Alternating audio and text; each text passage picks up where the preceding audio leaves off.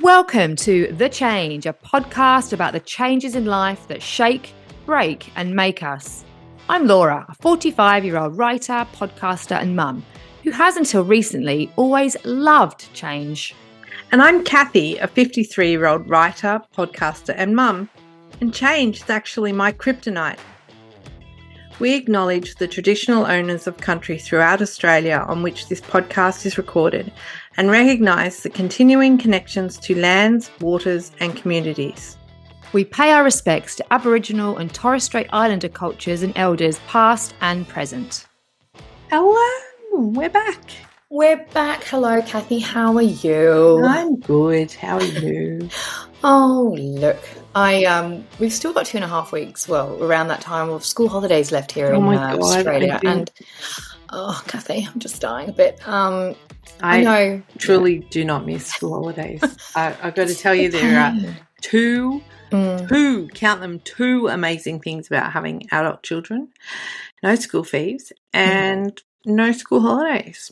Yay. Yay. Well, we've got no school fees thanks to the public system here. Well, you still got your voluntary contributions. But... Oh, okay. All right, true. But the holidays kill me. I'm just feeling a little bit overwhelmed. And I think the difference when they're younger, well, I'm realising, is Leo still goes to sort of like vacation care, camps with friends, and it's organised. I pay for it. I drop him off. It's essentially like going to school, really. Whereas Toby, the teenager, bless him, he's, organising all these different hangs with his mates. And then he's like, can you take me to golf today? And then, 20-minute drive there, pick up a mate, grab the anyway.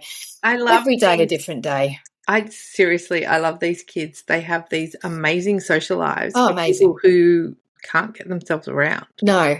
Right? Like they can't get from A to B without help from mum or dad or grandparents or whoever.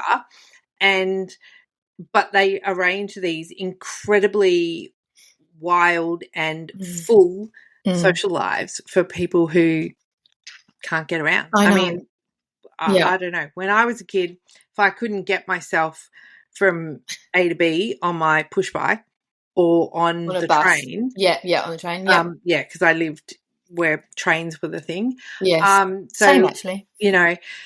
Then I didn't get there.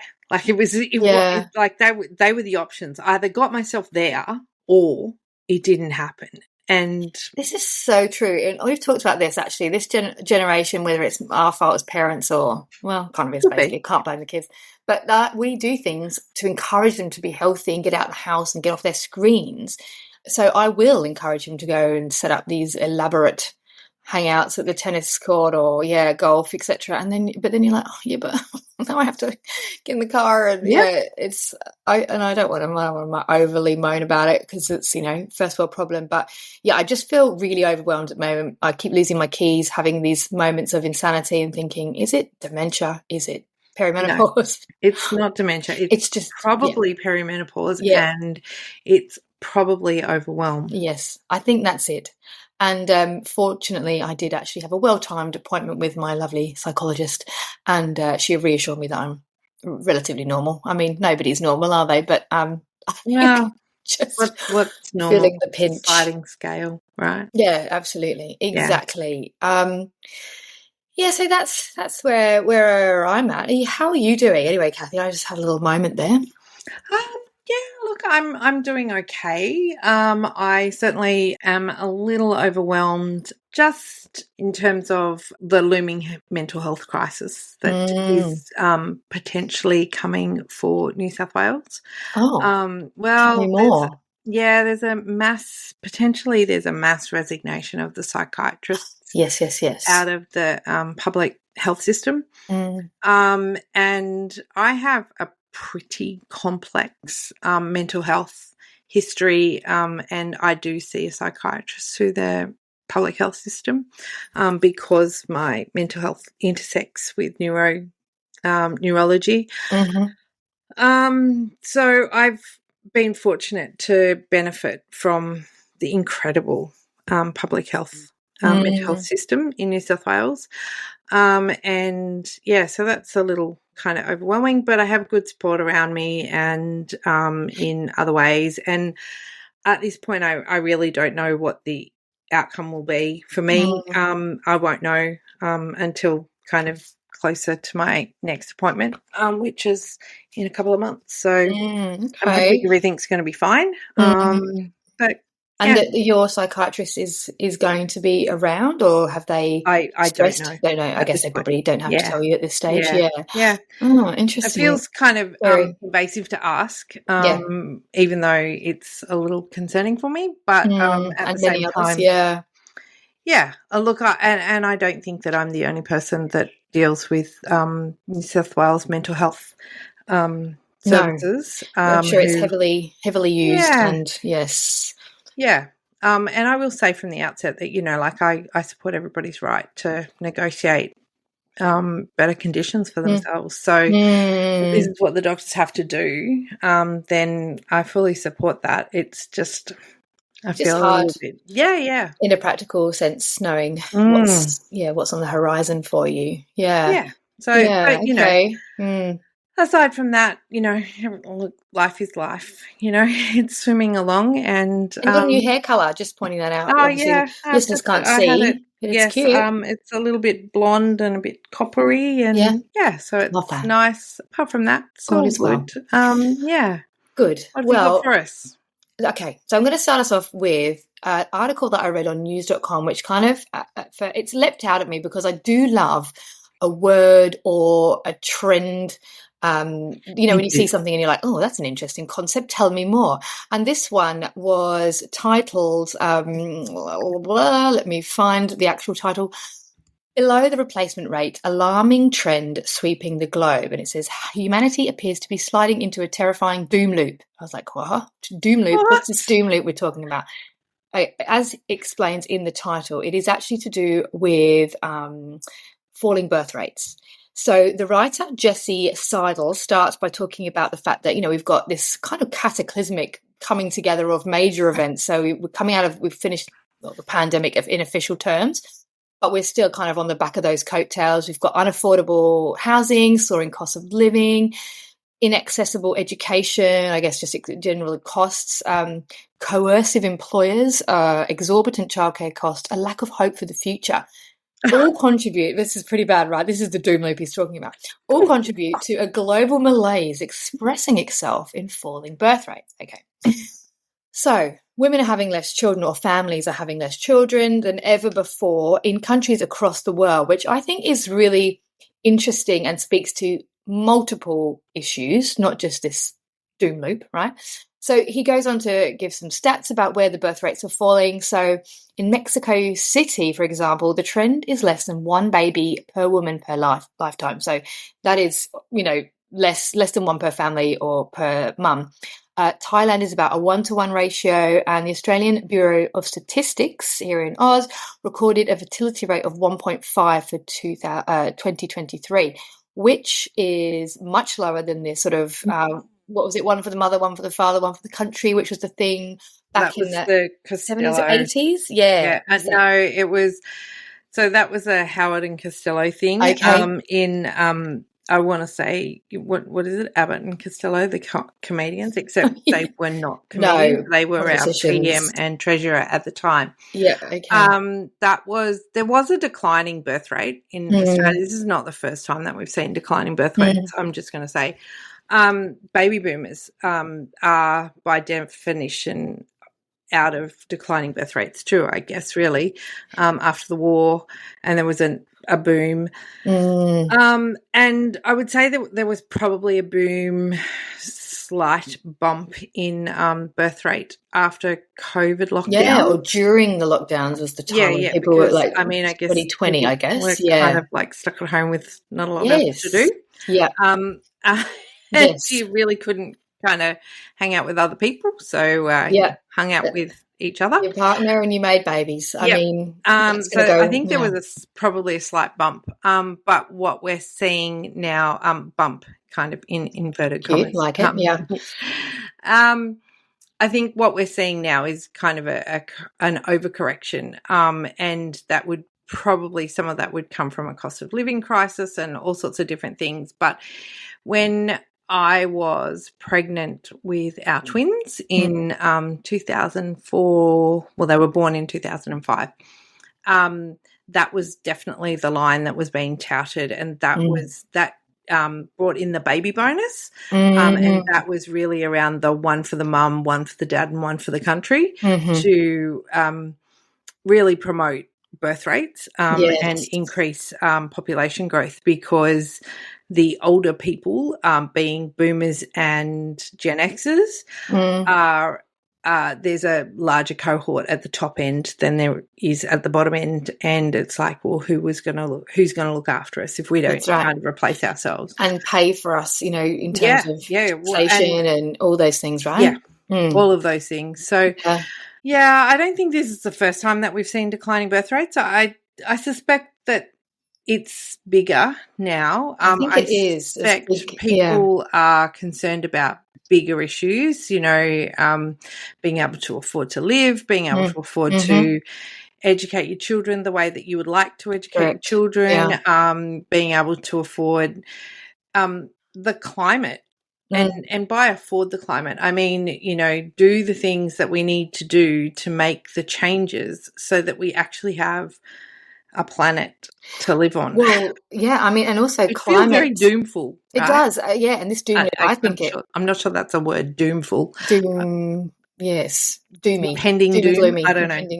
Gloomy. I mean, people are worried about the climate, right? So that would play into it. I know that's something I thought about. Like, what do I want to bring children into the world when it's kind of burning down? And that was, Toby's going to be 15 this year, so I think that's something that people have thought even more about in more recent times as we watch weather patterns change dramatically, and the LA wildfires being the most recent example of climate catastrophe.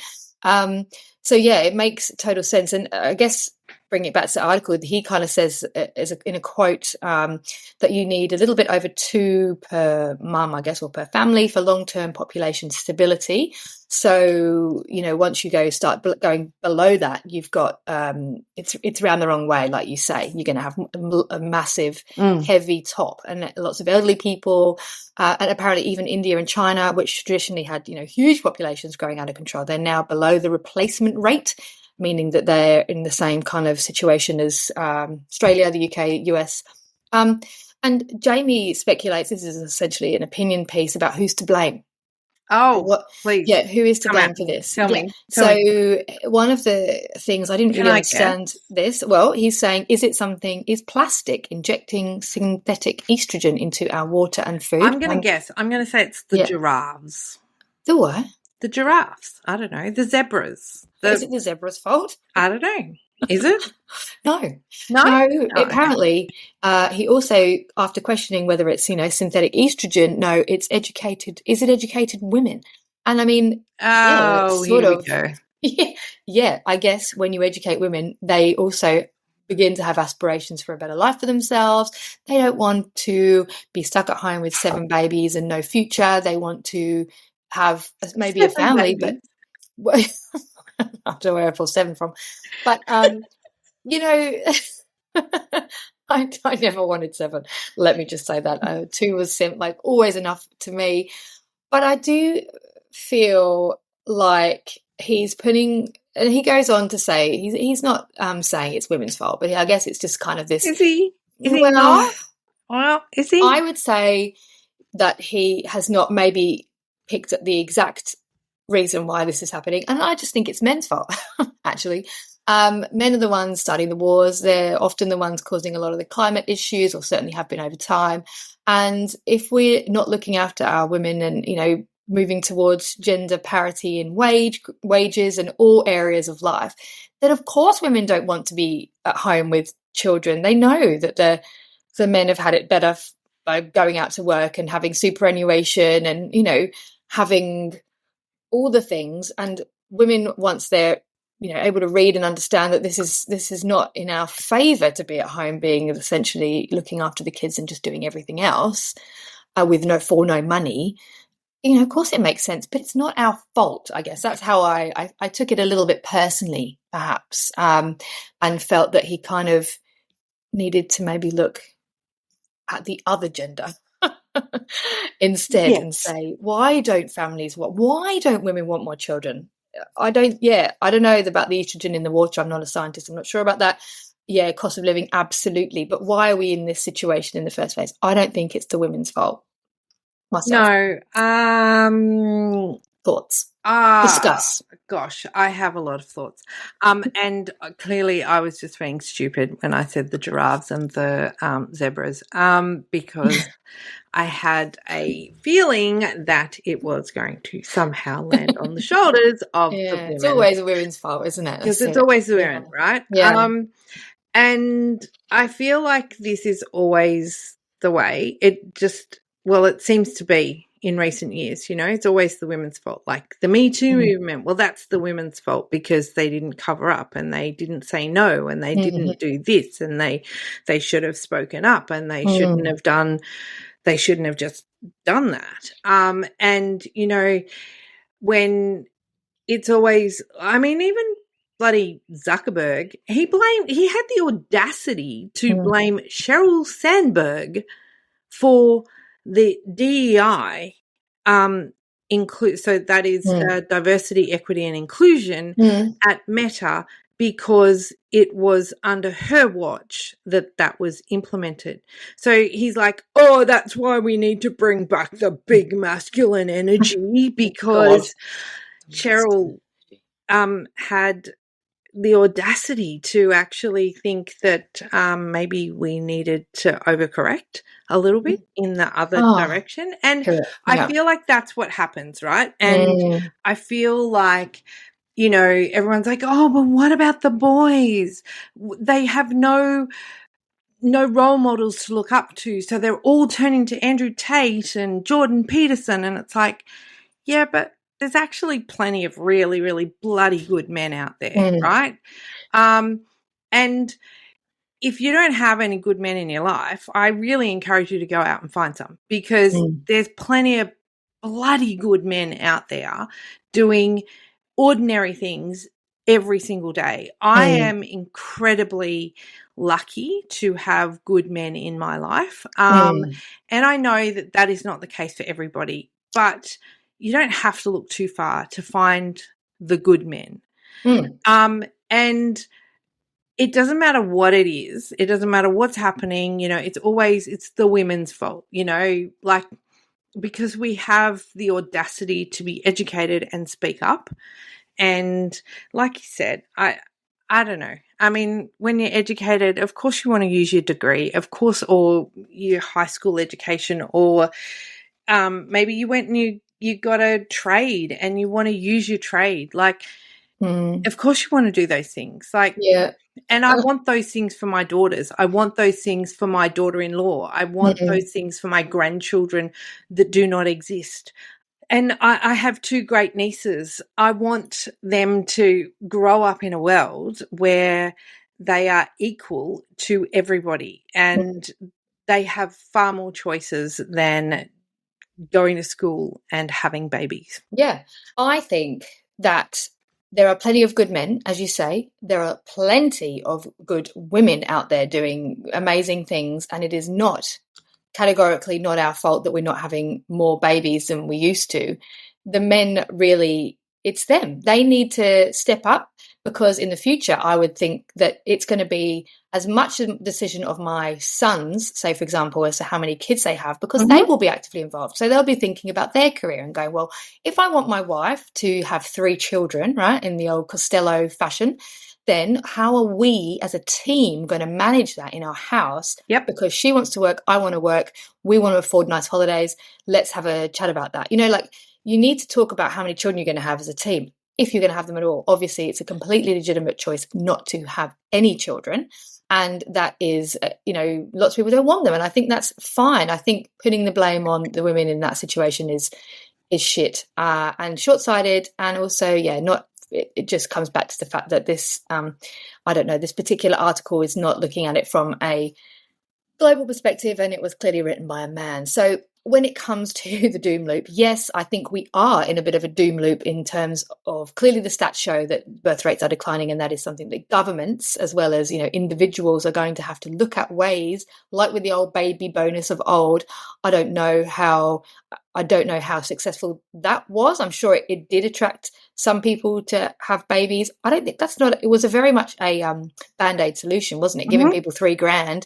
It's not going to set your child up for life. It's going to give you a couple I mean, we certainly got a bump when the children were born, and for us, we were able to use that money to, buy a double pram, to buy a second cot, to buy a third car seat, because we had twins.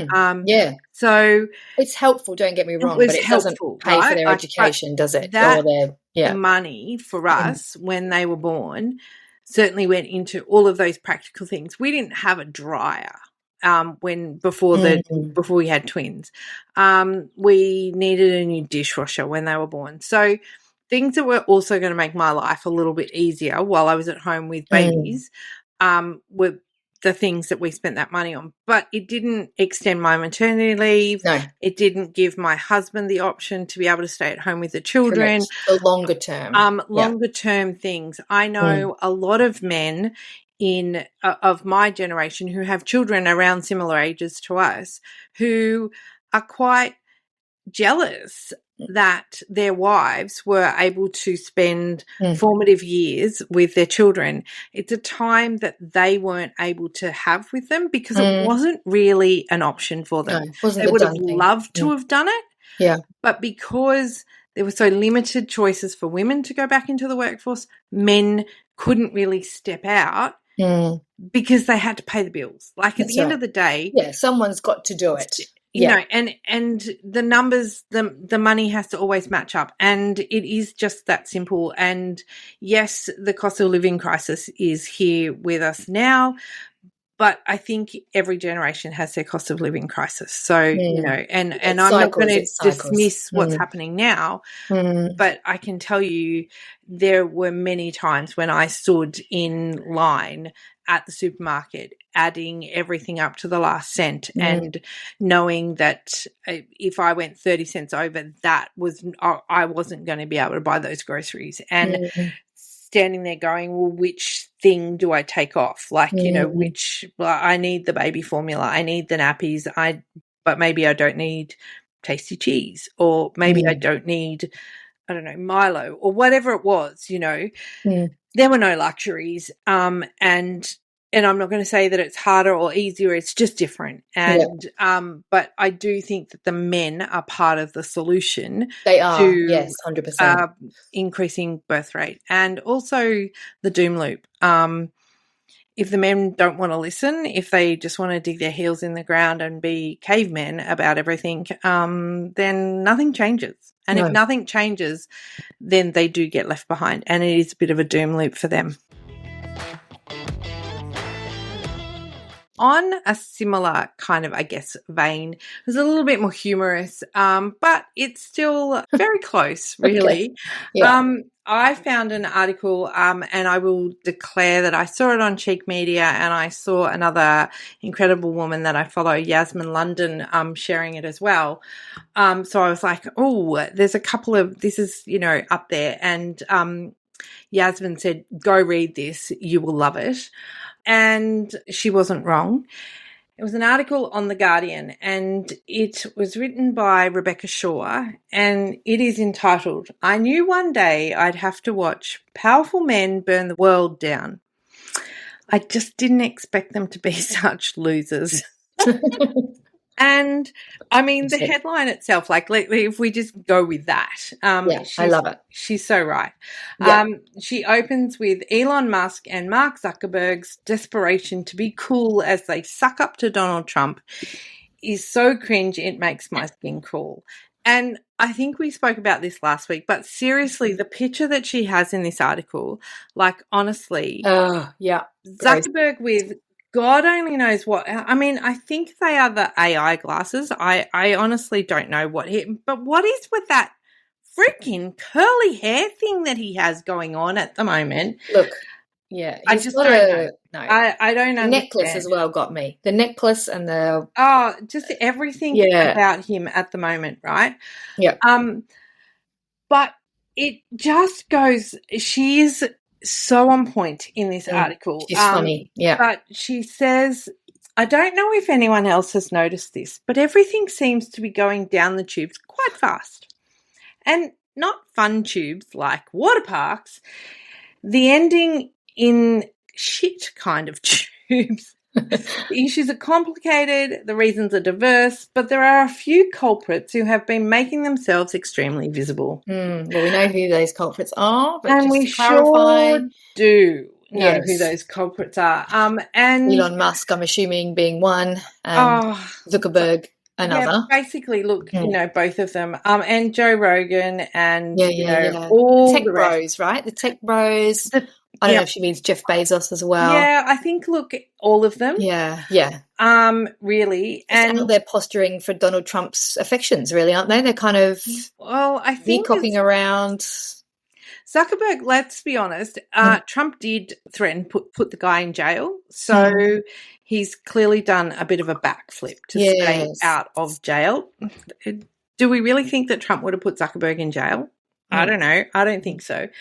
But he's too rich and powerful. Yeah. And I mean, I keep sort of having a little chuckle to myself every time I see that, Meta are rolling back fact checking. And I know we talked about this last week, but it kind of implies that there was fact checking. Yeah. And I'm still not sold on that. No. But again, the fact checking and the DEI that they had were implemented by a woman. Maybe we don't need more men. Maybe we need more women. But anyway, just saying, can't be what you can't see. No, totally. But, his quote about the masculine energy, I know that's not what she's talking about necessarily, but it does play into this, like, he just wants to be one of the bros, and it just kind of, I get it. Like, he is cringe. And, what even does masculine energy mean? Just being a dick? I don't know. It's certainly not the energy that I would like my son to grow up. No, I feel like it sounds revolting. And it's certainly not the energy that I would like around my daughters. Whether they're just friends with blokes like that or not. I mean, I kind of feel like my daughters would not be friends with blokes like that. They're a bit, I don't know. It's just. Yeah. It is such a cringy time, and I don't know what the answer is. I really don't know where we find our solutions. I don't know if the solutions are the more we want black and white, the more we're going to find the answers in the grey. But we have to be listening for the grey. We have to really be open to it. And I'm just not sure that we are.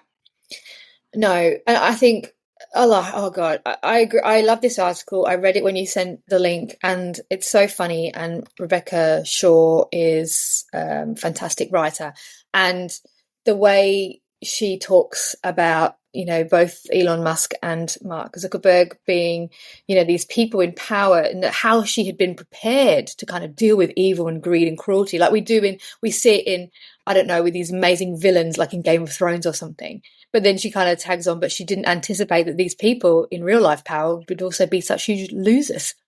Yeah. And I just think it's so true. Like you say, it's so true. It's so bad. And the cringe factor is off the Richter. But obviously, she makes light of something that is quite serious. And, but I think we need humor. We got through Trump's last presidency with some great memes, some great humor. And I feel like really the only way to get through the next 4 years is with the same.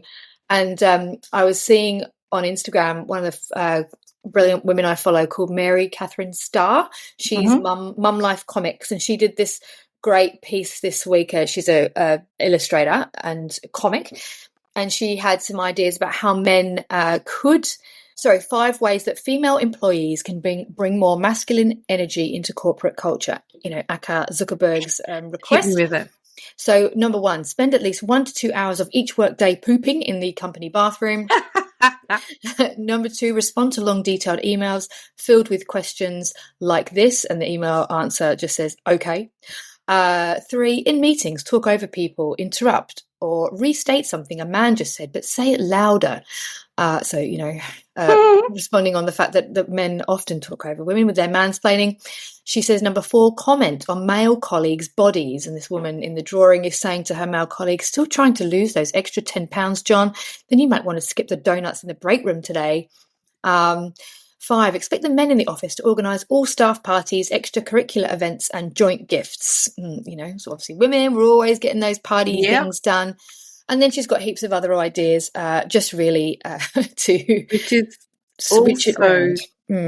Very, very true. Mm-hmm. There was my favourite line in Rebecca Shaw's piece is, unfortunately, while you might be able to buy power, it is impossible to buy a good personality. Yep, so true.